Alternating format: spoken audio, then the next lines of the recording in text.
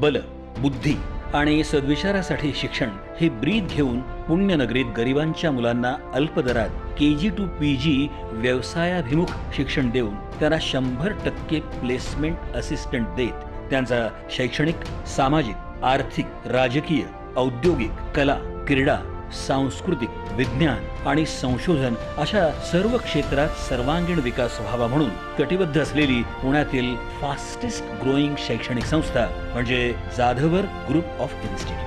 उच्च विद्याविभूषित प्राचार्य डॉक्टर सुधाकरराव जाधवर आणि ॲडव्होकेट शार्दूलराव सुधाकरराव जाधवर यांच्या कुशल नेतृत्वाखाली संस्था आज प्रगतीपथावर आहे। पूर्व प्राथमिक, प्राथमिक, माध्यमिक, कनिष्ठ विद्यालय, BA, BCom, MA, MCom, BBA, BCA, BCS, DSM, DMLT, DEd, BEd, MBA, PGDM, ANM, GNM, CBSE, इंग्रजी माध्यम तसंच मराठी माध्यम असे एकाच छताखाली विविध अभ्यासक्रम या संस्थेच्या विविध कॅम्पसमध्ये शिकवले जातात।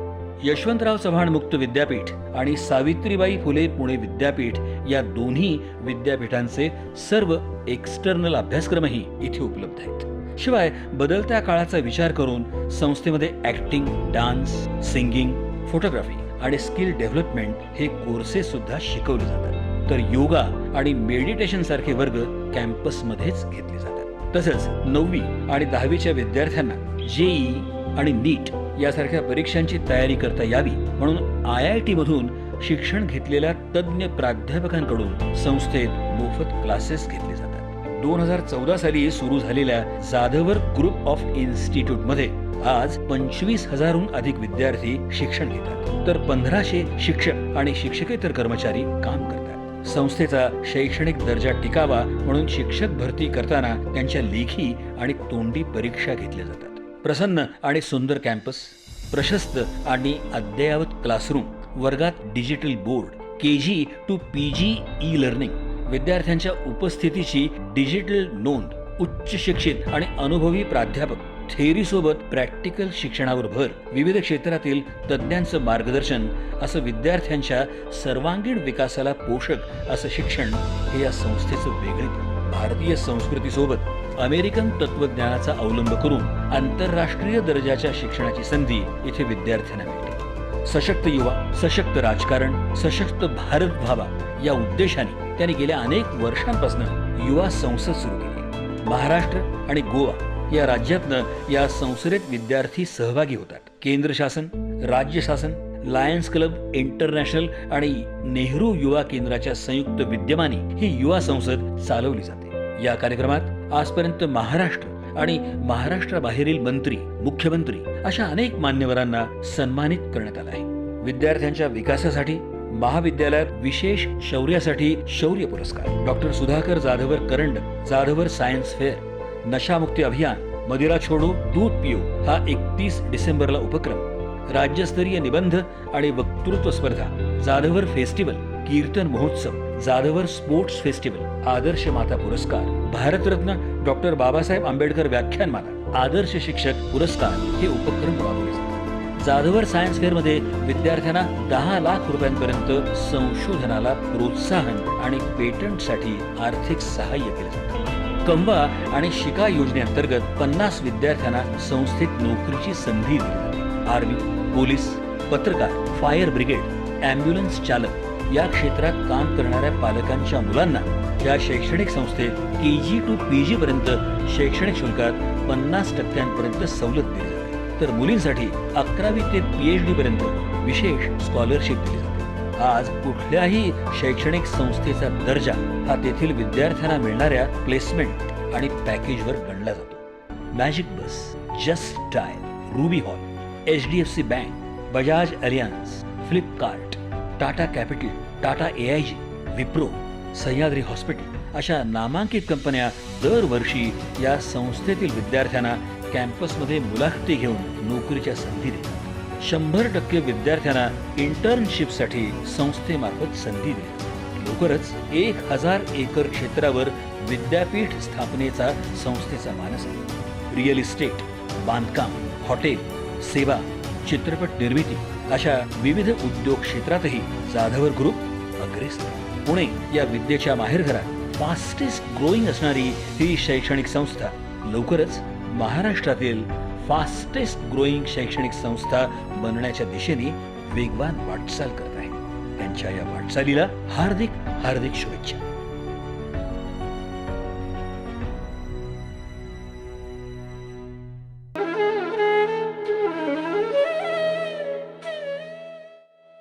मुश्किलें जरूर हैं मगर ठहरा नहीं हूं मैं. मंजिल से जरा कह दो अभी पहुंचा नहीं हूं मैं. युवक हा केंद्रबिंदू मानून देशाची ध्येय धोरणं राबवली तर भारत महासत्ता राष्ट्र झाल्याशिवाय राहणार नाही असं मानणार आणि आपल्या शैक्षणिक संस्थेत शिकणाऱ्या विद्यार्थ्यांचा सर्वांगीण विकास होण्यासाठी कटिबद्ध असणारं व्यक्तिमत्व म्हणजे ॲडव्होकेट शार्दूलराव सुधाकरराव जाधव. धाराशिव जिल्ह्यातील वाशी तालुक्यातील वडजी या खेडेगावात ॲडव्होकेट शार्दूलराव सुधाकरराव जाधवर यांचे वडील प्राचार्य डॉक्टर सुधाकरराव उद्धवराव जाधवर यांचा जन्म झाला. घरच्या आर्थिक संकटांवर मात करत आपलं शिक्षण घेत असताना प्राचार्य डॉक्टर सुधाकरराव उद्धवराव जाधवर सरांनी समाजाप्रती असणारी बांधिलकी कधीही कमी होऊ दिली नाही. पुण्यात येऊन प्राध्यापकाची नोकरी करता करता त्यांनी अनेक शैक्षणिक संस्था उभ्या केल्या. उत्तम वक्ता, विद्यापीठात अधिष्ठाता, बांधकाम आणि हॉटेल व्यावसायिक, जाधवर ग्रुप ऑफ इन्स्टिट्यूटचे अध्यक्ष अशा एकाच वेळी अनेक पदांवर ते कार्यरत आहेत. पुणे विद्यापीठाच्या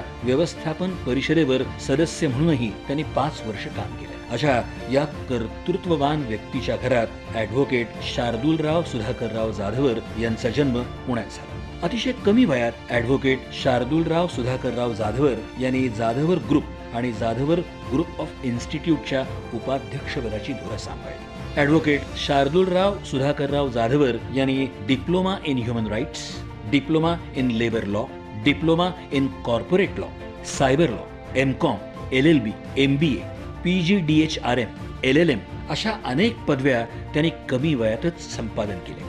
1995 साली एका कन्या शाळेपासून सुरुवात झालेला शिक्षण संस्थांचा हा प्रवास आज 80 शाखांपर्यंत पोहोचलाय. त्यापैकी 40 शैक्षणिक संस्थांची जबाबदारी ॲडव्होकेट शार्दूलराव सुधाकरराव जाधवर स्वतः सांभाळतात. ॲडव्होकेट शार्दूलराव सुधाकरराव जाधवर यांना आजपर्यंत महाराष्ट्र रत्नभूषण पुरस्कार, दिल्ली येथील राष्ट्रीय एकता पुरस्कार अशा वेगवेगळ्या 40 पुरस्कारांनी सन्मानित करण्यात आलं आहे. भविष्यात जन्मभूमी आणि कर्मभूमी या ठिकाणी 1000 एकर क्षेत्रावर विद्यापीठ स्थापनेचा जाधवर ग्रुप ऑफ इन्स्टिट्यूटचा मानस आहे. रिअल इस्टेट, बांधकाम व्यवसाय, शिक्षण, हॉटेल, सेवा क्षेत्र अशा अनेक क्षेत्रात जाधवर ग्रुप सध्या कार्यरत आहे. हे सर्व यश मिळवताना वडील प्राचार्य डॉक्टर सुधाकरराव जाधवर सर, आई सुरेखाताई सुधाकरराव जाधवर यांचं मोलाचं मार्गदर्शन असल्याचं ते आवर्जून सांगतात. अशा या कर्तृत्व संपन्न व्यक्तिमत्वाच्या कार्याला मानाचा त्यांचं यशाचं शिखर हे असंच विस्तारत जावं आणि समाजाशी त्यांचं नातं असंच वृद्धिंगत हो यासाठी आमच्या शुभेच्छा सदैव त्यांच्या पाठीशी. निश्चयाचा महामेरू, बहुत जणांचे आधारू, अखंड स्थितीचा निर्धारू, श्रीमंत योगी, यशवंत, कीर्तिवंत, ज्ञानवंत, पुण्यवंत, वर्धवंत, सामर्थ्यवंत जाणता राजा, या भूमंडळाचे ठाई धर्मरक्षायचा नाही, महाराष्ट्र धर्म राहिला काही तुम्हा कारणी. सर्वप्रथम छत्रपती शिवाजी महाराजांच्या पावन स्मृतीला अभिवादन करतो. भारतरत्न डॉक्टर बाबासाहेब आंबेडकर यांच्याही पावन स्मृतीला मी अभिवादन करतो. मी ॲडव्होकेट शार्दूलराव सुधाकरराव जाधवर, उपाध्यक्ष जाधवर ग्रुप ऑफ इन्स्टिट्यूट या नात्यानं आपल्या सर्वांचं 4th doctor Babasaheb Ambedkar online lecture series म्हणजेच 4थ्या भारतरत्न डॉक्टर बाबासाहेब आंबेडकर ऑनलाईन व्याख्यानमालेमध्ये मनापासून खूप खूप स्वागत करतो. शिका, संघटित व्हा, संघर्ष करा. जे ब्रीद डॉक्टर बाबासाहेब आंबेडकर यांनी तळागाळातील लोकांना, गोरगरीब, शोषित, दलित, वंचित समाजातील लोकांना, आदिवासी लोकांना जे ब्रीद दिलं तेच ब्रीद नव्यानं विद्यार्थ्यांना, या देशातील युवकांना आणि परत एकदा सर्व जनतेपर्यंत हे ब्रीद डॉक्टर बाबासाहेब आंबेडकर यांचं पोहोचलं पाहिजे म्हणून हा एक आगळा वेगळा उपक्रम जाधवर ग्रुप ऑफ इन्स्टिट्यूटच्या माध्यमातून मागील 4 वर्षापासून आपण त्या ठिकाणी घेत आहोत. मला सांगताना आनंद वाटतो की डॉक्टर बाबासाहेब आंबेडकर यांच्यावरती जी व्याख्यानमाला आपण सुरू केली ती ह्या व्याख्यानमालेला आपल्यासोबत Jadhavar group of institute Jadhavar group of इन्स्टिट्यूटमध्ये कार्यरत असणाऱ्या सर्व शैक्षणिक शाखा, त्याचबरोबर Lions club international, Lions club Pune Pearl, Lions club global teacher यांच्या सर्वांच्या संयुक्त विद्यमाने हा कार्यक्रम त्या ठिकाणी पार पडत आहे. हा कार्यक्रम घेत असताना याचं अजून एक आगळं वेगळं महत्त्व आहे. जर आपण पाहिलं तर या कार्यक्रमाची जी थीम आपण दिलेली आहे पत्रिकेमध्ये ती अशी आहे, the evolving classroom of 50,000+ student to strengthen the Indian democracy. भारतीय लोकतंत्राला मजबूत करण्यासाठी 50,000पेक्षा जास्त युवकांचं ही एक क्लासरूम आहे असं आपण त्याला त्या ठिकाणी संबोधलेलं आहे. आणि म्हणून हा कार्यक्रम घेत असताना ह्या कार्यक्रमाला फार मोठ्या प्रमाणावरती अनन्यसाधारण असं महत्त्व आहे. कारण या कार्यक्रमाचं हे 4थं वर्ष जरी असलं तरी मागील 3 वर्षामध्ये, वर्ष पहिलं, दुसरं, तिसरं आणि हे 4थं वर्ष, मागच्या 3 वर्षामध्ये जवळपास 30 विषय, 30 वक्ते, 30 दिवस डॉक्टर बाबासाहेब आंबेडकर यांच्या चरित्रावरती, त्यांच्या धोरणांवरती, त्यांच्या विविध पैलूंवरती, त्यांच्या विविध विचारांवरती त्या ठिकाणी विचारमंथन झालं. आणि याही वर्षी 4थ्या वर्षी अजून 10 वक्ते, 10 नवीन विषय, डॉक्टर बाबासाहेब आंबेडकर यांचे चरित्र, त्यांचे विचार, ह्या सगळ्या गोष्टी त्या ठिकाणी परत एकदा अभ्यासाला 10 वक्ते आपल्या सगळ्यांच्या समोर त्या ठिकाणी त्याच्यामध्ये ते येणार आहेत. आणि म्हणून मला असं वाटतं की किती हे विशाल व्यक्तिमत्व आहे की जवळपास ते मागचे झालेले 30 दिवस, हे आता होणारे 10 दिवस म्हणजे 40 दिवस, 40 विषय, 40 वक्ते, तरी देखील डॉक्टर बाबासाहेब आंबेडकर यांचं चरित्र अजून देखील संपलेलं नाही. किती किती किती हे विशाल व्यक्तिमत्व आहे याचा विचार आज आपण या ठिकाणी अत्यंत मोठ्या प्रमाणावरती त्या ठिकाणी करू शकतो. आणि म्हणून त्यांचे विचार हे समाजातील गोर गरीब, शोषित, दलित, वंचित, आदिवासी समाजातल्या लोकांपर्यंत पोहोचले पाहिजेत. एवढंच नाही तर ते सर्व घटकांमध्ये पोहोचलं पाहिजे. सर्व घटक ज्या वेळेसला मी म्हणतो त्यावेळेसला शिक्षक, engineers, doctor, lawyers, business community ह्या सगळ्यांपर्यंत पोहोचलं पाहिजे आणि सगळ्या जाती धर्माची लोक याच्यामध्ये आलीच पाहिजेत. याचा प्रयत्न हा माझा अत्यंत मोठ्या प्रमाणावरती आहे. कारण माझं वैयक्तिक एक मत आहे आणि ते मत असं आहे की आपल्या देशातली जी थोर महापुरुष होऊन गेलेली आहेत यांना आपण जातीच्या बेड्यांमध्ये बांधलेलं आपल्याला अत्यंत मोठ्या प्रमाणावरती दिसतं. हे माझं वैयक्तिक मत आहे. आज जर आपण बाबासाहेबांचा विचार केला तर बाबासाहेब आंबेडकर दलितांचे, छत्रपती शिवाजी महाराज मराठ्यांचे, लहुजी वस्ताद एका समाजाचे, वासुदेव बळवंत फडके एका समाजाचे, त्याच्यानंतर महात्मा ज्योतिबा फुले अजून एका समाजाचे. असं समाजांमध्ये आपण ह्या सगळ्या लोकांना जे वाटून टाकलेलं आहे याच्यामुळं फार मोठ्या प्रमाणावरती आपल्या देशाचं नुकसान आणि त्यांनी जे विचार आपल्याला दिले या विचारांची कुठंतरी मोठ्या प्रमाणावरती पायमल्ली आपल्या सगळ्या लोकांकडनं होतीये हे मानणारा मी एक युवक त्या ठिकाणी आहे. आणि म्हणून सगळ्यांपर्यंत विचार पोहोचले पाहिजे. आज जर आपण पाहिलं तर सगळ्याच्या सगळ्या त्या ठिकाणी जेवढे काही पॉलिटिकल पार्टीज आज आहेत ज्यांचं 2024ला इलेक्शन आहे लोकसभेचं, 2024ला दिवाळीमध्ये आपले विधानसभेचे इलेक्शन्स आहेत, यात जर दोन्हीमध्ये पाहिलं तर हे लोकांनी मॅनिफेस्टोज काढायला सुरुवात केलेली.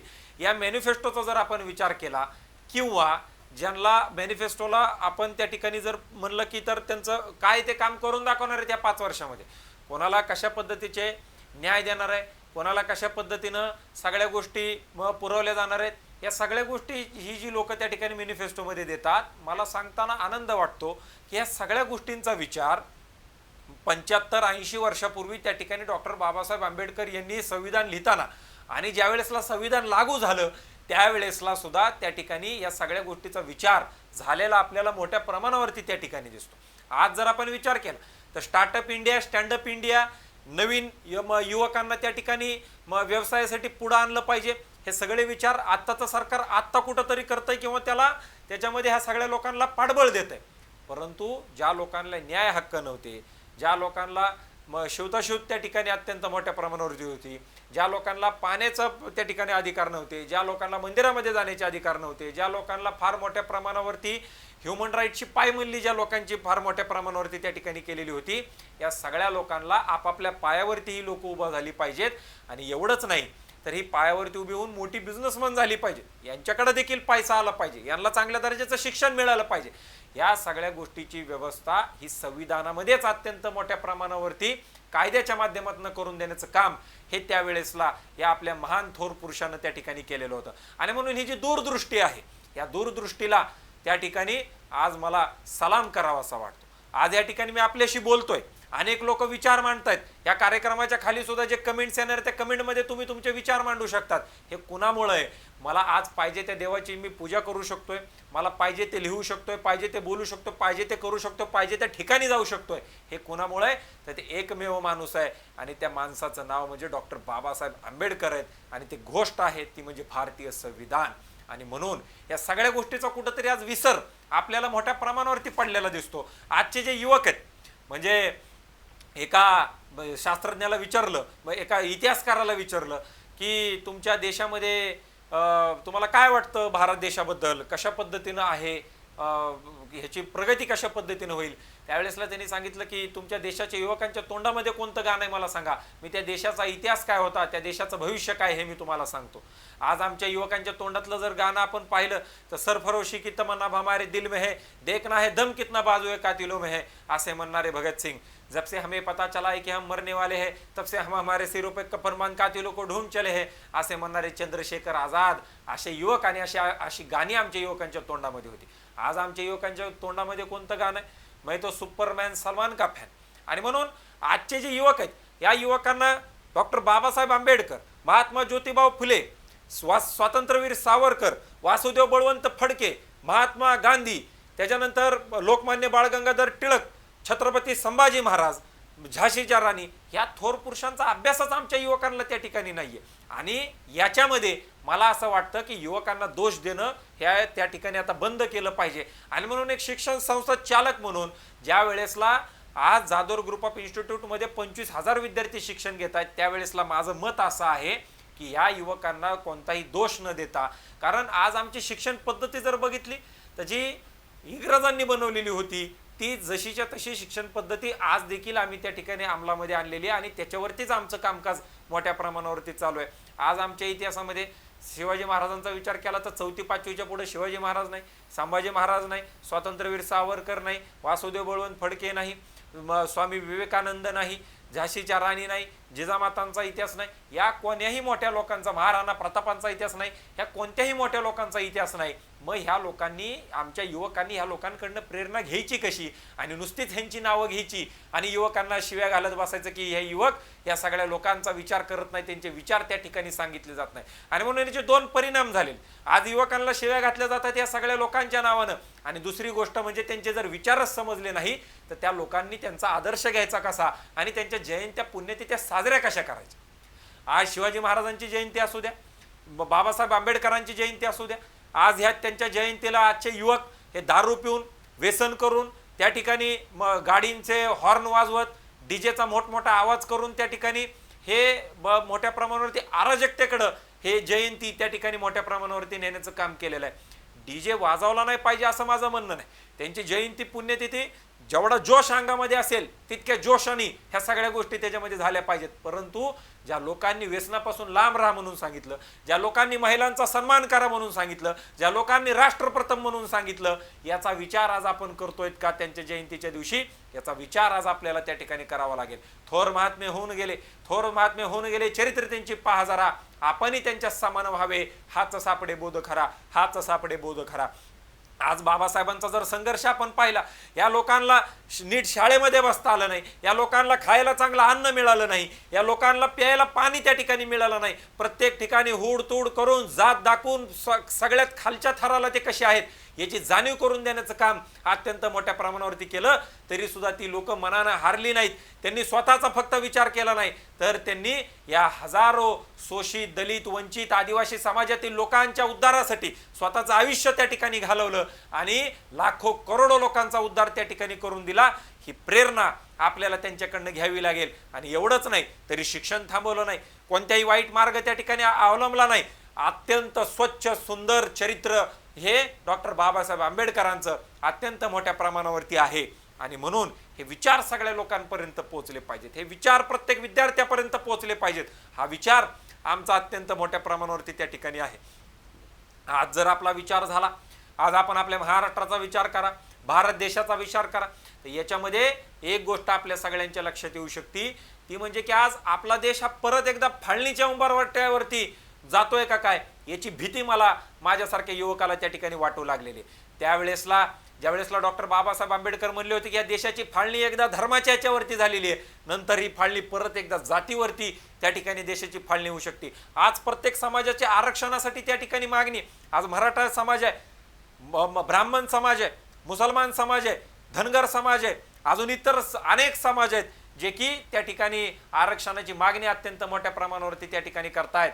आणि या सगळ्या आरक्षणाची मागणी करत असताना कुठंतरी देश हा आपला मागं सुटत चाललेला आहे, याचा देखील विचार आपल्याला गांभीर्याने या ठिकाणी करणं हे अत्यंत गरजेचं आहे. आणि म्हणून प्रत्येक समाजामध्ये अनेक त्या ठिकाणी लोक आहेत, या सगळ्याच लोकांना आरक्षणाची गरज आहे असं नाहीये. आणि त्याच्यामुळं आर्थिक मूल्य लक्षामध्ये घेता ज्याची जशी आर्थिक परिस्थिती त्याला त्या पद्धतीचं आरक्षण हा विचार देखील आज आपल्याला त्या ठिकाणी करणं अत्यंत मोठ्या प्रमाणावरती गरजेचं आहे. कारण हा जर विचार आपण नाही केला तर येणाऱ्या कालावधीमध्ये हा देश परत एकदा फाळणीच्या उंबरठ्यावरती उभा राहील.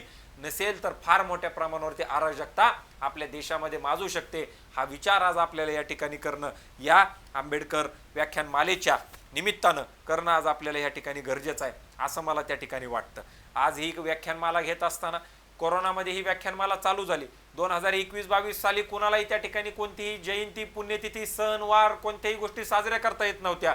परंतु डॉक्टर बाबासाहेब आंबेडकरांची जयंती म्हणली की एक वेगळाच उत्साह, डॉक्टर बाबासाहेब आंबेडकरांची जयंती म्हणली की एक वेगळीच पॉझिटिव्हिटी ही समाजातल्या प्रत्येक घटकामध्ये त्या ठिकाणी असते. आणि म्हणून या लोकांपर्यंत एखादा कार्यक्रम पोहोचला पाहिजे. नुसतं नाच गाणं न करता एक विचारात्मक काम आपण त्या ठिकाणी केलं पाहिजे, जे की डॉक्टर बाबासाहेब आंबेडकरांच्या व्यक्तिमत्वाला साजेस असं असेल, त्यांना आवडणारी गोष्ट आपण केली पाहिजे. म्हणून ही आपण व्याख्यानमाला त्या ठिकाणी मोठ्या प्रमाणावरती चालू केली. 2021, 22, 23 साली आपण ही ऑनलाईन घेतली आणि याही वर्षी आपण ही व्याख्यानमाला ऑनलाईन आपण त्या ठिकाणी घेतोय. हा कार्यक्रम घेत असताना हा कोणत्याही आपण झूम ॲपवरनं घेत नाहीये, MS टीमवरनं घेत नाहीये किंवा गुगल मीटवरनं घेत नाही. हा जाणीवपूर्वक युट्यूबवरती हा कार्यक्रम आपण घेतोय की जेणेकरून जोपर्यंत इंटरनेट आहे, जोपर्यंत युट्यूब आहे, चिरकाळ डॉक्टर बाबासाहेब आंबेडकरांच्या विविध विषयांवरचे मार्गदर्शन हे तुम्हाला सगळ्यांना त्या ठिकाणी ऐकायला मिळाले पाहिजेत, आपल्या विद्यार्थ्यांना त्या ठिकाणी ऐकायला मिळाले पाहिजेत.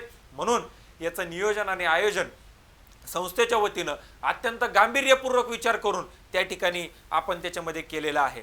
आज हा कार्यक्रम त्या ठिकाणी जर आपण पाहिलं तर 14 एप्रिल 2024 ते 23 एप्रिल 2024 जवळपास 10 दिवस हा कार्यक्रम त्याच्यामध्ये चालणार आहे. आणि ज्याच्यामध्ये अत्यंत विविध मान्यवर हे त्यांचे मार्गदर्शन अत्यंत चांगल्या पद्धतीनं आपल्या सगळ्यांना करतील.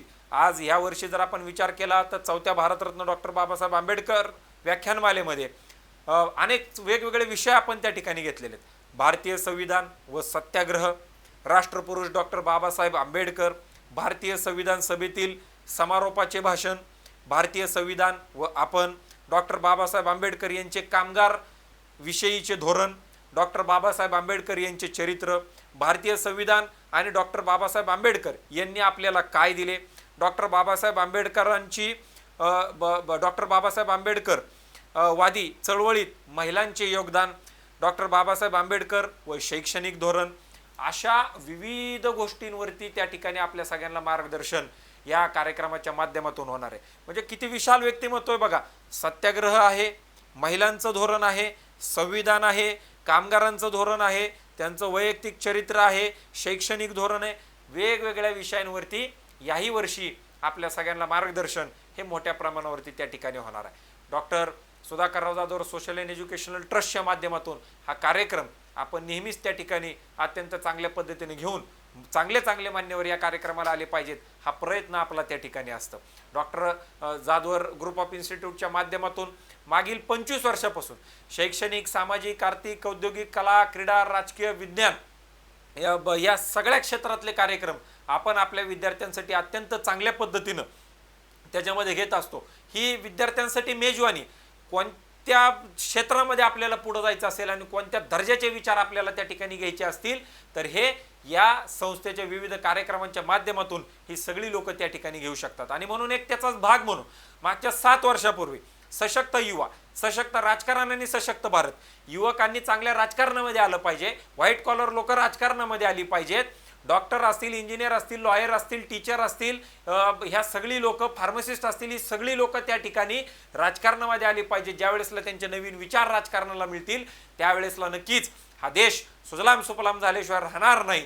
आणि हा विचार आपण त्या ठिकाणी घेऊन की म्हणजे गरीबाच्याच पोटातून गरीब जन्माला यावा का, राणीच्याच पोटातून राणी जन्माला यावी का, राजाच्याच पोटातून राजा जन्माला यावा का, तर वाड्या वस्तीत तांड्यांवरच्या मुलांना देखील त्या ठिकाणी सरकारमध्ये वेगळं स्थान मिळालं पाहिजे.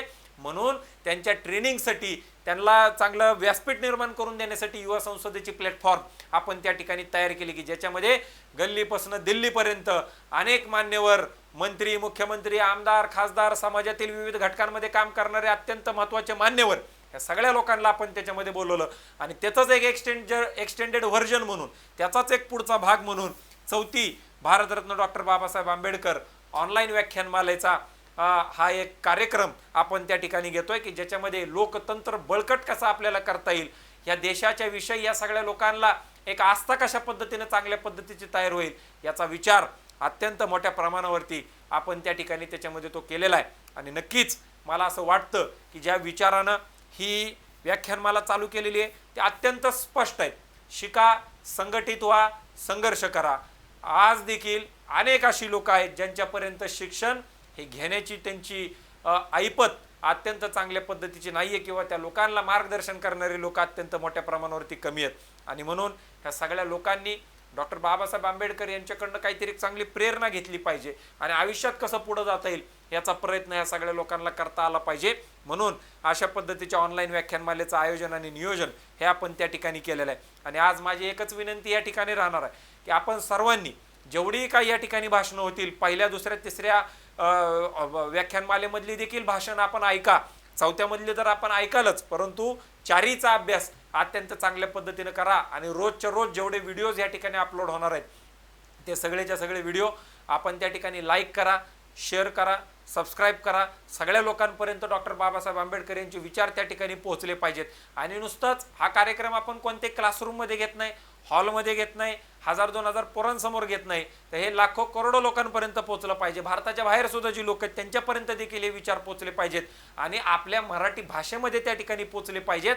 हा प्रयत्न आमचा अत्यंत मोठ्या प्रमाणावरती त्या ठिकाणी आहे आणि नक्कीच या प्रयत्नांना त्याच्यामध्ये यश येईल. अत्यंत प्रामाणिक प्रयत्न हा आमचा आहे की डॉक्टर बाबासाहेब आंबेडकरांचे विचार हे तळागाळातील लोकांपर्यंत पोहोचावे, त्यांनी त्यांच्याकडनं काहीतरी चांगल्या गोष्टी शिकाव्यात आणि आपल्या आयुष्याच्या पूर्ण वाटचालीमध्ये त्या अंमलामध्ये आणाव्यात आणि आपलं आयुष्य अत्यंत चांगल्या पद्धतीचं घडवून घ्यावं, हीच आशा आणि अपेक्षा आम्हाला त्या ठिकाणी आहे. आपण सगळेजण या कार्यक्रमासाठी जुडलात. मी आपल्या सर्वांचे मनापासून खूप खूप आभार व्यक्त करतो. बोधिसत्व महामानव डॉक्टर बाबासाहेब आंबेडकर यांच्याही पावन स्मृतीला पुनश्च एकदा अभिवादन करतो आणि थांबतो. धन्यवाद. जय हिंद, जय महाराष्ट्र, जय भीम.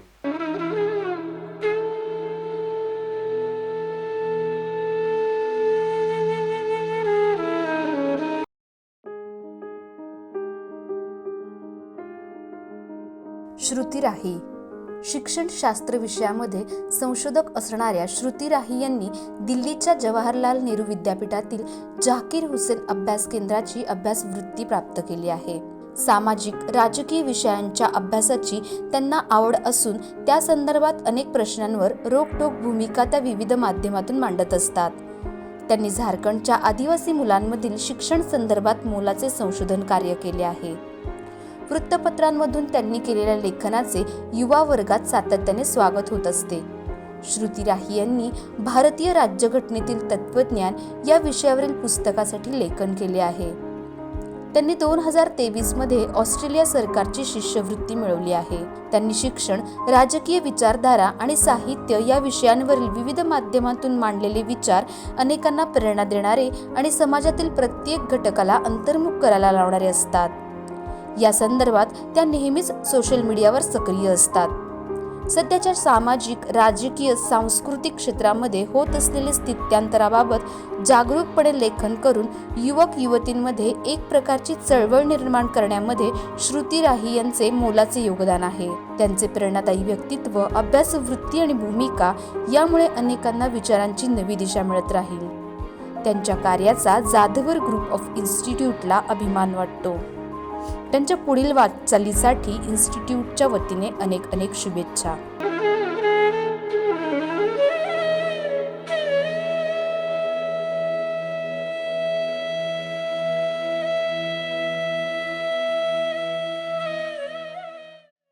नमस्कार मित्रमैत्रिणींनो, आपलं स्वागत आहे आंबेडकर जयंती निमित्त जाधवर कॉलेजमध्ये सुरू असलेल्या या व्याख्यानमालेमध्ये आपण विविध विषयांवरचं मार्गदर्शन ऐकत आहात. आज मी राही श्रुती गणेश आपल्याशी भारतीय संविधानाविषयी बोलणार आहे. भारतीय संविधान हा आपल्या देशाचा अतिशय महत्त्वाचा असा ठेवा आहे. भारतीय संविधान हा शब्द ऐकल्यावर कदाचित तुमच्यातल्या बहुतेक लोकांना वाटेल मी नागरिकशास्त्राच्या पुस्तकातलं काहीतरी सांगतेय किंवा काहीतरी खूप जड अवघड भाषेतलं काहीतरी आहे असं तुम्हाला वाटेल. पण खरं सांगू का, संविधान ही गोष्ट आपल्या जगण्याशी इतकी जोडलेली आहे हे मला खरं तर शाळेतून बाहेर पडल्यावरच लक्षात आलं. अगदी 8वी 9वी 10वीत असताना आपण नागरिकशास्त्र राज्यशास्त्र हे विषय शिकत असतो. आपल्या सगळ्या पाठ्यपुस्तकांच्या पहिल्या पानावर भारतीय संविधानाची उद्देशिका असते. आम्ही भारताचे लोक, भारताचे सार्वभौम समाजवादी लोकशाही धर्मनिरपेक्ष, हे सगळे शब्द तुम्ही वाचलेले आहेत, पाहिलेले आहेत. पण याचा अर्थ नेमका काय आहे हे आपल्याला कधी सांगितलं गेलं नसेल. शाळेत हे विषय इतके अवघड वाटतात आणि मला तरी नागरिकशास्त्र हा विषय आवडता आहे कोणाचा, अशी व्यक्ती अजून कोणी सापडलेली नाहीये. हे खरं तर अपयश आहे आपल्या देशाचं. याचं कारण भारतीय संविधान ही गोष्ट ही आपल्या एका GPS सारखी आहे. तुम्ही फोनवर मॅप वापरले असतील, गुगल मॅप, तर त्याच्यामध्ये ती बाई तुम्हाला सांगते सरळ जा, डावीकडे वळा, उजवीकडे वळा. भारतीय संविधान हे आपल्या देशाचं GPS आहे. आपण आत्ता कुठे आहोत आणि इथून आपल्याला कुठे जायचं आहे हा रस्ता सांगणारी कोणती गोष्ट जर असेल तर ती म्हणजे आपलं संविधान. आता संविधानाची गरज कशाला असते मुळात, तर कोणताही देश, कोणताही समाज हा जर नीट चालायचा असेल तर काही एक नियम लागतात. म्हणजे आपण साधा क्रिकेटची मॅच खेळतो तेव्हा तुम्ही हे पाहिलं असेल की जी स्टेडियम मधली क्रिकेटची मॅच असते त्याचे काही वेगळे नियम असतात. गल्लीतली क्रिकेटची मॅच असते त्याचे काही वेगळे नियम असतात. दोन्हीकडे कधी स्टेडियम मधल्या क्रिकेटच्या मॅच मध्ये 11 खेळाडू असतात तर तुमच्या गल्लीतल्या मॅच मध्ये जितकी मुलं असतील खेळायला तितकी मुलं त्यामध्ये असतात. पण प्रत्येकाची काही एक भूमिका त्या गेम मध्ये ठरवलेली आहे. म्हणजे ज्याच्या हातामध्ये बॅट आहे तो बॅटिंग करणार, कोणीतरी एक बॉलिंग करणार, कोणीतरी एक फील्डिंग करणार. असे प्रत्येक खेळाडूचे रोल ठरवलेले आहेत, प्रत्येक खेळाडूची काही एक भूमिका ठरवलेली आहे. भारतीय संविधान किंवा कोणत्याही देशाचं जे संविधान असतं ते एक प्रकारे ही भूमिका आपली काय असली पाहिजे नागरिक म्हणून, कोणी काय केलं पाहिजे, कोणी कशा प्रकारे कोणते नियम पाळले पाहिजेत हे सांगतं. म्हणजे आपण ज्यांना निवडून देतो ते सगळे आपले नेते, त्यांनी काय काम केलं पाहिजे, कोणत्या नेत्यांनी कुठलं काम केलं पाहिजे हे सांगणारी गोष्ट भारताच्या संविधानात आहे. आपले मूलभूत हक्क काय आहेत, म्हणजे आपण भारताचे नागरिक आहोत म्हणजे नेमके आहोत काय हे आपल्याला भारतीय संविधान सांगतं. यासाठी संविधान गरजेचं आहे. अगदी आपल्या जगण्यापासून, श्वास घेण्यापासून ते आपण काय खातो, काय बोलतो, कोणते कपडे घालतो, कुठे जातो, अगदी कोणाशी लग्न करतो, या सगळ्या गोष्टी ज्या आहेत त्या संविधानाशी संबंधित आहेत. त्यामुळे भारतीय संविधान समजून घेणं हे अतिशय गरजेचं आहे. आता खूप लोकांना काय वाटतं की संविधान समजून घ्यायचं म्हणजे ते पाठ करायचं. आंबेडकर जयंतीच्या निमित्ताने तुम्ही स्पर्धा सुद्धा पाहिल्या असतील. भारतीय संविधानाची सगळी कलम पाठ करून दाखवा, अशा प्रकारच्या काहीतरी स्पर्धा घेतल्या जातात. पण संविधान पाठ केलं म्हणजे ते समजलं असा अर्थ होत नाही. आणि पूर्ण संविधान पाठ करून काही उपयोगही नसतो, खरं तर त्याची गरजही नसते. भारतीय संविधान जर आपल्याला समजून घ्यायचं असेल तर आपल्याला त्याचं फक्त पहिलं वाक्य नीट समजून घ्यायला हवं. हे पहिलं वाक्य म्हणजे भारताची उद्देशिका किंवा संविधानाची प्रास्ताविका. ही प्रास्ताविका पानभर आहे, पण ते एकच वाक्य आहे. ते वाक्य सुरू होतं आम्ही भारताचे लोक या शब्दांपासून आणि संपतं आज आमच्या संविधान सभेत 26 नोव्हेंबर 1949 रोजी हे संविधान अधिकृत आणि अधिनियमित करून स्वतः प्रत अर्पण करीत आहोत. हे जे वाक्य आहे तो संविधानाचा ट्रेलर आहे. हा ट्रेलर जरी आपल्याला कळला तरी आपल्याला हा पिक्चर काय आहे ते कळणार आहे. त्यामुळे संविधानाचा आशय जो आहे तो संविधानाच्या मूल्यांमध्ये लिहिलेला आहे. म्हणजे संविधान काय आहे हे जर आपल्याला समजून घ्यायचं असेल तर आपल्याला स्वातंत्र्य म्हणजे काय, समता म्हणजे काय, बंधुता म्हणजे काय, न्याय म्हणजे काय, लोकशाही, समाजवाद, धर्मनिरपेक्षता या सगळ्या मूल्यांचा अर्थ आपल्याला समजावून घ्यायला हवा. ही मूल्य एका अर्थाने आपल्या देशाचे बिल्डिंग ब्लॉक्स आहेत. कोणतीही बिल्डिंग बांधताना तिचा पाया भक्कम असावा लागतो. आपला देश कशाच्या पायावर उभा आहे तर तो ह्या मूल्यांच्या पायावर उभा आहे. स्वातंत्र्य, समता, बंधुता, न्याय, लोकशाही, धर्मनिरपेक्षता आणि समाजवाद ही ती मूल्य आहेत. हे शब्दही तुम्ही ऐकले असतील. अनेकदा शाळेमध्ये, इतिहासामध्ये, नागरिकशास्त्रामध्ये हे विषय आपल्या कानावर गेलेले असतात. किंवा तुम्ही जर टीव्ही बघत असाल, तुम्ही जर नेत्यांची भाषणं ऐकत असाल तर त्यामध्ये सुद्धा हे शब्द तुम्ही नक्कीच ऐकलेले असतील. पण या शब्दांचा अर्थ नेमका काय आहे हे कधी कधी आपल्याला नीट माहीत नसतं. आणि हे माहीत करून घेतल्याशिवाय संविधानाचा अर्थ हा आपल्याला कळू शकत नाही.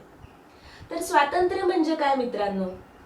स्वातंत्र्य म्हणजे आपल्या देशामध्ये विचार करण्यापासून ते त्या विचारांचा आपण काय करतो तिथपर्यंत कितीतरी गोष्टींचं स्वातंत्र्य हे स्वीकारलेलं आहे, मान्य केलेलं आहे. आपण कधी कधी कोणीतरी मला स्वातंत्र्य दिलं असा शब्द वापरतो, पण स्वातंत्र्य ही काही देण्या घेण्याची गोष्ट नाहीये. अगदी संविधान सुद्धा स्वातंत्र्य आपल्याला देत नाही. ते स्वातंत्र्य आपल्याला आहे हे फक्त मान्य करतं. हे रेकग्नाइजिंग फ्रीडम असा शब्दप्रयोग त्यामध्ये वापरलेला आहे. कारण जर आपल्याला स्वातंत्र्य कोणी देत असेल तर ते काढून घेण्याची शक्ती सुद्धा त्या देणाऱ्या व्यक्तीकडे किंवा गोष्टीकडे असू शकते. त्यामुळे स्वातंत्र्य हे आपल्याला आहे, आपले हक्क हे आपल्याला आहेत. ते आपल्याला कोणीही दिलेले नाहीत आणि ते आपल्याला कोणीही दिलेले नाहीत त्यामुळे आपल्याकडून ते कोणीही काढून घेऊ शकत नाही. केवळ भारतामध्ये आपण जन्माला आलो आहोत, आपण इथे आहोत या गोष्टीमुळेच आपल्याला मूलभूत हक्क असतात. म्हणजे स्वातंत्र्य मिळवण्यासाठी कोणती परीक्षा लिहावी लागते का?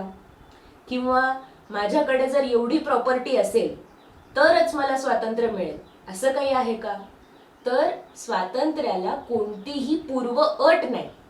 तुम्ही जाहिराती बघता तेव्हा कधी कधी तिथे एक स्टार मार्क असतो, ॲस्टेरिक, आणि खाली लिहिलेलं असतं टर्म्स अँड कंडिशन्स अप्लाय. स्वातंत्र्य, समता, न्याय, बंधुता ह्या सगळ्या ज्या गोष्टी आहेत ह्याला कोणतेही टर्म्स अँड कंडिशन्स नाहीत. केवळ आपण भारतीय आहोत म्हणून आपल्याला ही सगळी जी तत्व आहेत ते आपल्या आयुष्याचा भाग आहेत. आपले जे सगळे मूलभूत हक्क आहेत ते केवळ आपण भारतीय आहोत म्हणून आपल्याला आहेत. आता ही गोष्ट आपल्याला सोपी वाटते, पण ही गोष्ट इतिहासामध्ये वेगवेगळ्या भागात जगाच्या मोठे लढे देऊन लोकांना मिळालेली आहे. अगदी लोकशाहीचा जन्म जिथे झाला असं मानलं जातं त्या ग्रीक नगर राज्यांमध्ये सुद्धा प्रत्येकाला नागरिक समजलं जात नव्हतं. केवळ अथेन्समध्ये जन्माला आलेले, केवळ अथेन्समध्ये राहणारे गोरे पुरुष ह्यांनाच नागरिक म्हटलं जात होतं. हे सुद्धा पुरुष हे फ्री मॅन असले पाहिजेत, म्हणजे त्यांच्याकडे काहीतरी पैसा असला पाहिजे, काहीतरी संपत्ती असली पाहिजे, तरच त्यांना नागरिक म्हटलं जात होतं. या काळामध्ये मोठ्या प्रमाणात गुलामगिरी होती. गुलामांना तर माणूस सुद्धा समजलं जात नव्हतं. स्त्रियांना नागरिक अजिबातच समजलं जात नव्हतं. आणि ज्यांच्याकडे पैसा नाही अशा गरिबांना सुद्धा नागरिक समजलं जात नव्हतं. त्यामुळे भारतीय संविधानाने अगदी सुरुवातीपासून आपल्या स्वातंत्र्याच्या हे म्हणणं की आपल्या देशामध्ये प्रत्येक जण हा समान आहे आणि प्रत्येक व्यक्तीला स्वातंत्र्य आहे, ह्या वाक्यांचं मोल खूप मोठं आहे. अगदी भारतीय स्त्रियांना मतदानाचा अधिकार जेव्हा मिळाला, भारतीय संविधानाच्या अगदी निर्मितीपासूनच तो मिळालेला आहे, तेव्हापासून आपल्याकडे एक व्यक्ती एक मूल्य, एक व्यक्ती एक मत, एक मत एक मूल्य हा फॉर्म्युला आपण वापरलेला आहे. जगाच्या इतर कोपऱ्यांमध्ये, वेगवेगळ्या देशांमध्ये खूप स्त्रियांना लढे द्यावे लागलेले आहेत.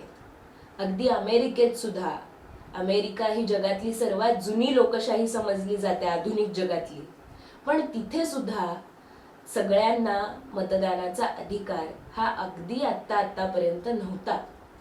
स्त्रियांना खूप मोठे लढे द्यावे लागले, तेव्हा त्यांना मतदानाचा अधिकार मिळाला. आपल्याकडे मात्र तुम्ही स्त्री असाल, पुरुष असाल किंवा क्विअर व्यक्ती असाल, कोणीही असाल, तरी तुम्हाला मतदानाचा अधिकार आहे हे स्वीकारलं गेलं.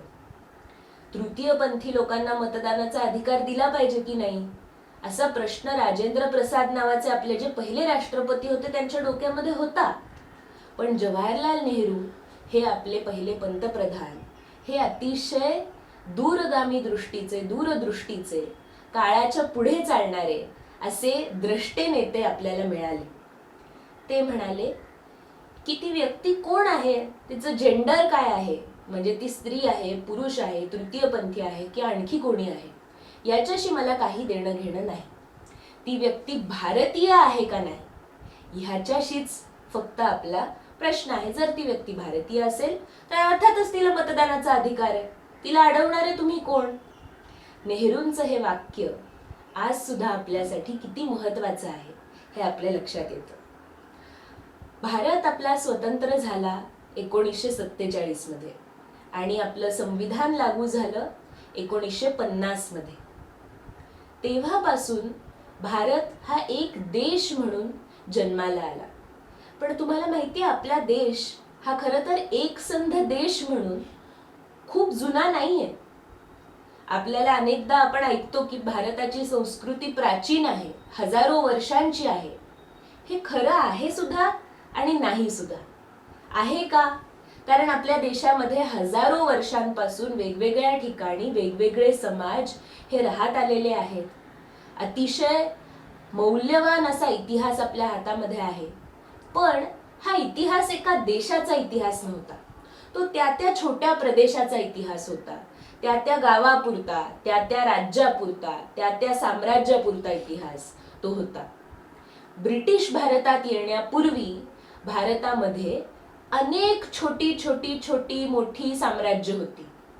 ही सगळी साम्राज्य तेवढ्याच भागापुरती मर्यादित होती. आपण सगळे मिळून एक देश आहोत हा विचार ब्रिटिश काळाच्या नंतरच हळूहळू आपल्या भारतीय जनमानसामध्ये रुजलेला आहे. त्याच्या आधी दोन छोटी उदाहरणं मी तुम्हाला देते. अनेकदा जेव्हा लग्न होतं मुलीचं, तेव्हा मुलीची पाठवणी करताना जी गाणी म्हटली जातात आजही खेडोपाडी, तिथे मुलगी परदेसला चालली असं म्हटलं जातं. म्हणजे देश आणि परदेश ह्या संकल्पना अगदी आपल्या गावाच्या सीमारेषे एवढ्या लहान आपल्या देशामध्ये समजल्या जात होत्या. म्हणजे माझं गाव हाच माझा देश आणि पिया का घर परदेश, इतकी मर्यादित कल्पना देशाविषयीची पूर्वी होती. शिवाजी महाराजांनी सुरतेची लूट केली असं आपण म्हणतो. आता आपल्याच देशात कोणी लूट करतं का? नाही. ते दुसऱ्या देशात जाऊन लूट करत होते. त्यांच्यासाठी त्यांचा देश हा महाराष्ट्राच्या आजूबाजूपुरताच मर्यादित होता. म्हणून सुरत नावाच्या दुसऱ्या देशात जाऊन त्यांनी लूट केली होती.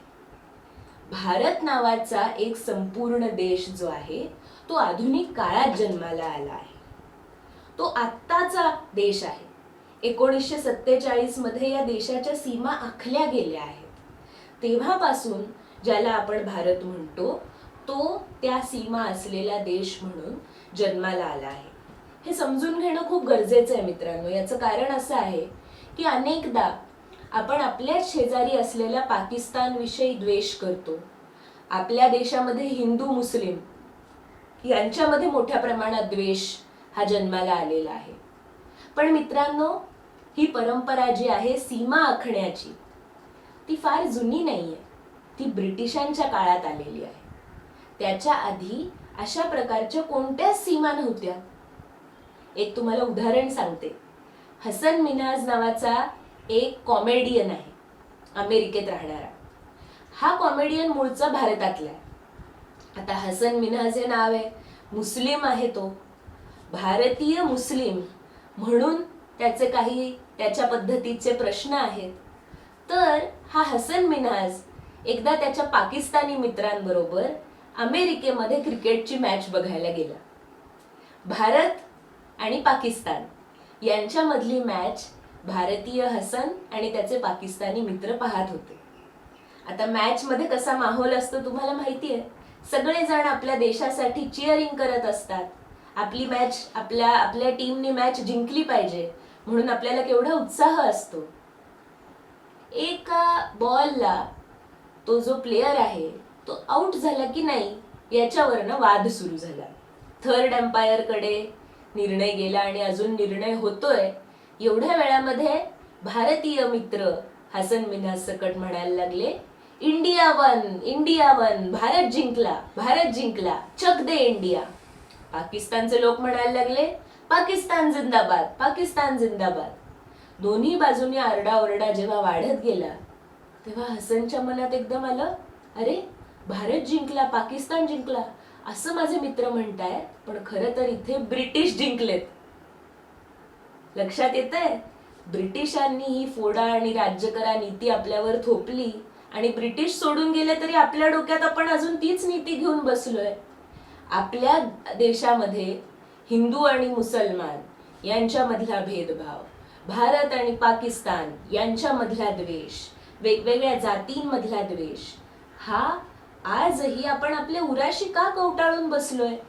भारतीय संविधान आपल्याला सांगतं की सर्व नागरिक समान आहेत, सर्व भारतीय समान आहेत, या भूमीत असलेली प्रत्येक व्यक्ती समान आहे. पण आपल्या मनामध्ये मात्र ब्रिटिशांनी दिलेली फोडा आणि राज्य करा ही नीती आज पण डोक्यात आपल्या बसलेली आहे. याला उत्तर मित्रांनो शोधायला हवं. कारण काय आहे माहितीये का, ब्रिटिश जातील पण त्यांचे हे विचार जे आहेत ते काढण्यासाठी आपल्याला सगळ्यांना प्रयत्न करावे लागतील.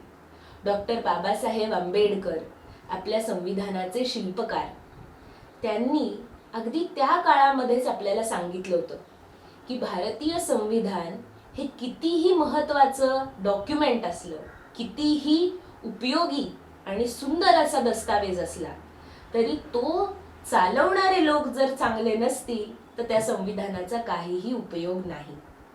आणि तुम्हाला असं वाटत असेल की देश चालवणारे लोक म्हणजे आपले पंतप्रधान किंवा मुख्यमंत्री किंवा आमदार, खासदार, सरपंच, पण नाही मित्रमैत्रिणींनो, आपला देश चालवणारे लोक हे आपण आहोत. आम्ही भारतीय लोक आपल्या वतीने आपण कोणाला तरी निवडून दिलंय, ह्याचा अर्थ आपल्या वतीने सगळे निर्णय घेण्याचा अधिकार आपण त्यांना दिलाय का? नाही. जर एखाद्या घरामध्ये एक मूल असेल आणि ते गुन्हेगारी करायला लागलं, चोऱ्या माऱ्या करायला लागलं, तर आई वडील मुलाचा कान धरून त्याला सरळ करतात. आपल्या देशामध्ये आपण निवडून दिलेल्या व्यक्तींनी जर चुका केल्या तर त्याचा कान धरायचा अधिकार आपल्याला असतो. छोटं उदाहरण तुम्हाला परत सांगते नेहरूंचं.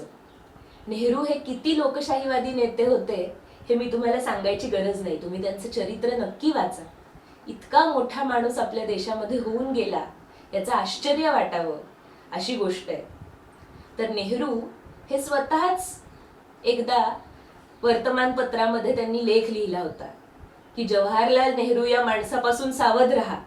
हा माणूस हुकुमशहा होऊ शकतो, त्याला तुम्ही इतकं महत्व देऊ नका, त्याच्याकडे थोडं चिकित्सक नजरेने पहा, आपलं डोकं वापरा, केवळ नेहरू म्हणतोय म्हणून त्याला होला हो करू नका.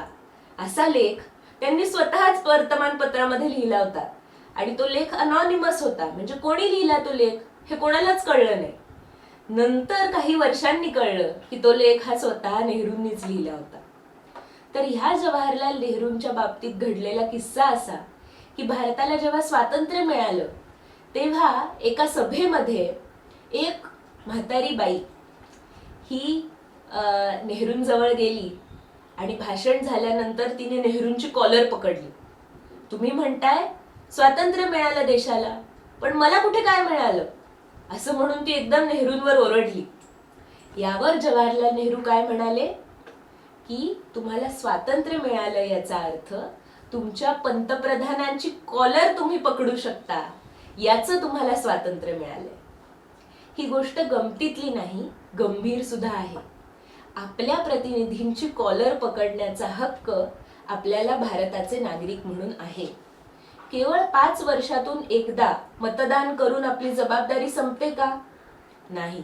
भारतीय संविधान आपल्याला सांगतं की आपण या लोकशाहीतले नागरिक आहोत, याचा हक्क आपल्याला रोज बजावायचा आहे. ती जबाबदारी आपल्यावर रोज आहे. अर्थात 5 वर्षातून करण्याचं मतदान हा अतिशय महत्वाचा भाग आहे. ते मतदान विचारपूर्वक केलं पाहिजे. आपल्या देशाला लोकशाही, समाजवाद, धर्मनिरपेक्षता या सगळ्या मूल्यांच्या दिशेने नेणाऱ्या व्यक्तीला मतदान केलं पाहिजे आणि ह्या मूल्यांवर हल्ला करणाऱ्या व्यक्तीला सत्तास्थान द्यायचं की नाही हा विचार केला पाहिजे. पण त्याच्या पलीकडे सुद्धा मित्रांनो आणि मैत्रिणींनो आपल्याला ह्याचा विचार करायला हवा की रोजच्या आयुष्यात आपल्या लोकशाही कशी आणायची, याच्याबद्दल आपण गंभीरपणे विचार करायला हवा. भारतीय लोकशाही ही गोष्ट अगदी आपल्या रोजच्या आयुष्यातल्या छोट्या छोट्या निर्णयांपासून सगळीकडे आहे. सोपी गोष्ट तुम्हाला सांगायची झाली तर आपल्या मूलभूत कर्तव्यांमध्ये एक कर्तव्य असं आहे की आपला दृष्टिकोन विज्ञाननिष्ठ असला पाहिजे. तार्किक विचार आपल्याला करता आला पाहिजे. आता तार्किक विचार म्हणजे काय, तर कोणतीही गोष्ट का होते हा प्रश्न आपल्या डोक्यात आला पाहिजे, वैज्ञानिक उत्तरं शोधली पाहिजेत. अंधश्रद्धा किंवा कोणीतरी बाबा बुवा काय म्हणतायत ह्या दिशेला जाणं म्हणजे आपल्या मूलभूत कर्तव्यांच्या विरोधात जाण्यासारखं आहे मित्रांनो. त्यामुळे भारतीय समाजाला अगदी संपूर्णपणे लक्षात घ्यायचं असेल तर ह्या सगळ्या मूल्यांचा नीट अर्थ समजून घेऊन त्याला रोज आपल्या आचरणामध्ये आपण आणणं हे अतिशय गरजेचं आहे. आपला एकमेकांबद्दलचा प्रेमभाव, मैत्रीभाव हे अतिशय महत्त्वाचं मूल्य आहे. आपल्या संविधानाच्या मूल्यांबद्दल खूप चर्चा होते. स्वातंत्र्य म्हणजे काय, समता म्हणजे काय, न्याय म्हणजे काय, याचाही तुम्ही एक वेळ अंदाज बांधू शकता.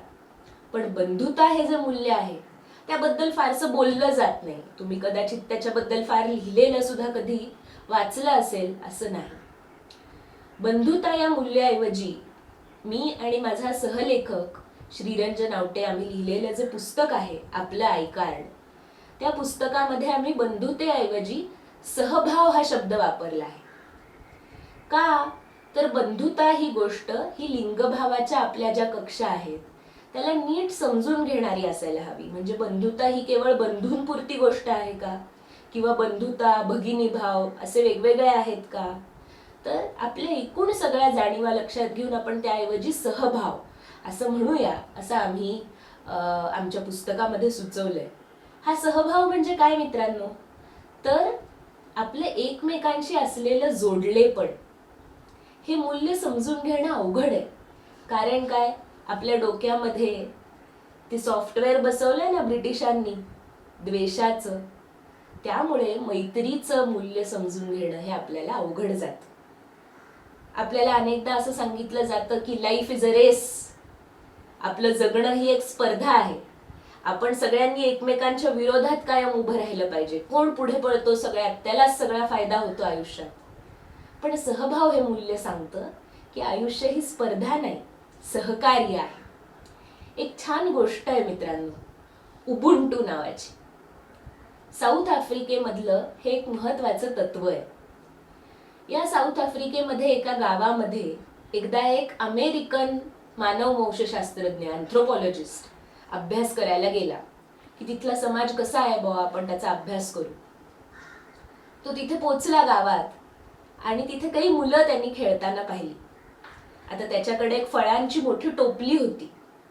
तर ती टोपली त्याने तिथे एका झाडाखाली ठेवली आणि त्या मुलांना एका रांगेत उभं केलं आणि म्हणाला, मी 1 2 3 म्हणालं की पळायचं. जो मुलगा पहिल्यांदा त्या टोपलीपाशी पोचेल त्याला ती सगळी फळं मिळतील. असं सांगून त्यांनी मुलांना उभं केलं आणि 1 2 3 असं तो म्हणाला. तर त्या मुलांनी शर्यत करायची सोडून एकमेकांचे हात धरले. ती सगळी मुलं एकत्र पळत पळत त्या टोपलीपाशी पोचली आणि सगळ्यांनी मिळून वाटून ती फळं खाल्ली. आता या अभ्यासकाला प्रश्न पडला, या मुलांनी असं का केलं? तो म्हणाला की तुमच्यातल्या एकाला जर तो पहिला पोचला असता तर सगळी फळं मिळाली असती.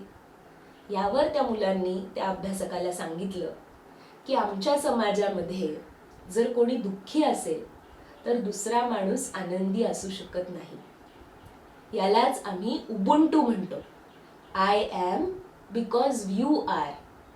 मी आहे कारण तुम्ही आहात. मी आहे कारण आपण सगळे आहोत. हा विचार हा आपल्या सहभावाशी नातं सांगणारा विचार आहे. उबुंटू हे तत्व साऊथ आफ्रिकेच्या संविधानामधलं तत्व आहे आणि तुम्ही नेल्सन मंडेलांविषयी वाचन केलं तर त्यांच्या विचारांमध्ये सुद्धा तुम्हाला हे तत्व नक्कीच सापडतं. हे तत्व आणि भारतीय सहभावाचं तत्व हे एकच आहे. भारतीय सहभाव हा बुद्धाच्या बौद्ध विचारांमधल्या मेत्ता किंवा मैत्री या तत्वाशी नातं सांगतो, किंवा कबीराच्या विचारामध्ये, आपल्या भक्ती परंपरेमध्ये महाराष्ट्रातल्या तुकारामाच्या विचारांमध्ये अशा प्रकारचे विचार आहेत. माणसाचं माणसाशी जोडलेपण सांगणारे हे विचार आहेत.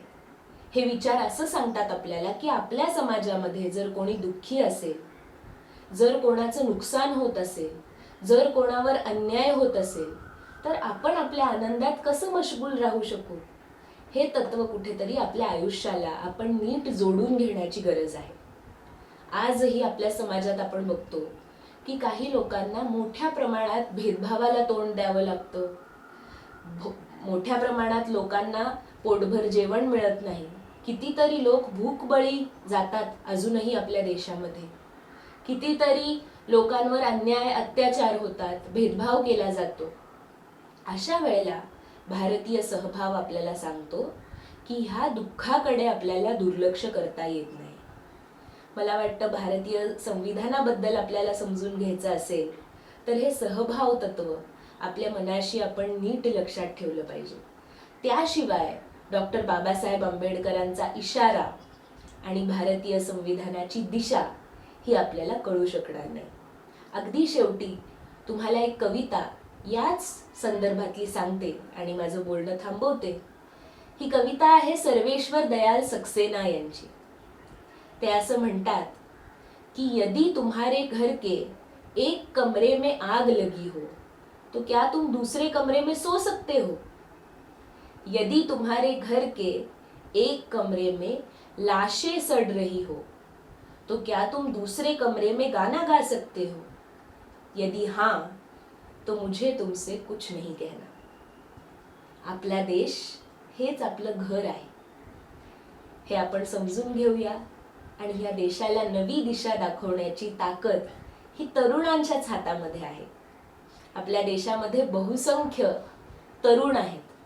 त्यामुळे ही निवडणूक असेल आणि निवडणुकी व्यतिरिक्तचा आपला रोजचा लोकशाही समाज असेल, ह्या प्रत्येक दिवसाच्या आपल्या निर्णयांमध्ये खूप मोठी ताकद आहे माझ्या मित्रांनो आणि मैत्रिणींनो. ही वेळ आपण हे लक्षात घेण्याची आहे की आपण इतिहासाच्या एका महत्त्वाच्या क्षणात जगतोय.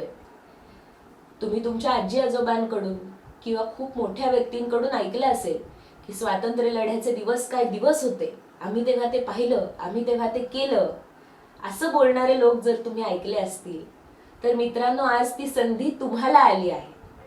भारताचं संविधान वाचवण्याची, भारताची लोकशाही वाचवण्याची संधी आज तुम्हाला मिळाली आहे. या इतिहासामध्ये आपण सामील होतो का? आपण काय करतो हे आपल्याला पुढच्या काही काळामध्ये लक्षात येईल, आपली भूमिका किती महत्त्वाची आहे ते. त्यामुळे मित्रांनो, भारतीय संविधान वाचवण्यासाठी, टिकवण्यासाठी आणि त्याचं जतन करण्यासाठी एकत्र येऊया आणि नक्कीच याला पुढे घेऊन जाऊया. धन्यवाद.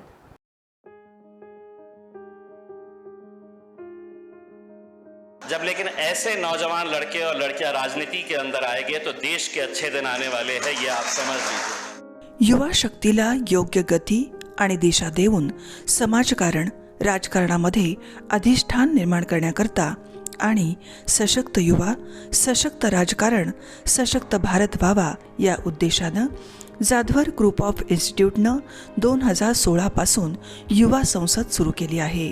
या तरुण वर्गाला काहीतरी ॲस्पिरेशन्स आहेत. ॲस्पिरेशन्स असणं खूप गरजेचं आहे. जर पुढे काही आपल्याला करायचं असेल तर आपल्यामध्ये इच्छाशक्ती असली पाहिजे. ती इच्छाशक्ती आपल्या सगळ्यांमध्ये बघून खरंच खूप अभिमान वाटतो. देशातील लोकशाही बळकट व्हायची असेल तर सुशिक्षित युवकांनी राजकारणात आलं पाहिजे हा विचार घेऊन युवा संसदेच्या माध्यमातून 1000हून जास्त युवक राजकारणाच्या मुख्य प्रवाहात आणण्यासाठी जाधवर ग्रुप ऑफ इन्स्टिट्यूटनं उचललेलं हे पाऊल समाजाला वेगळी दिशा देणारं आहे. आताच्या राजकारणामध्ये जर का तुम्हाला टिकून राहायचं असेल तर तुमची फेस व्हॅल्यू ही आता आपण स्वतः त्या ठिकाणी क्रिएट करायला शिकलं पाहिजे.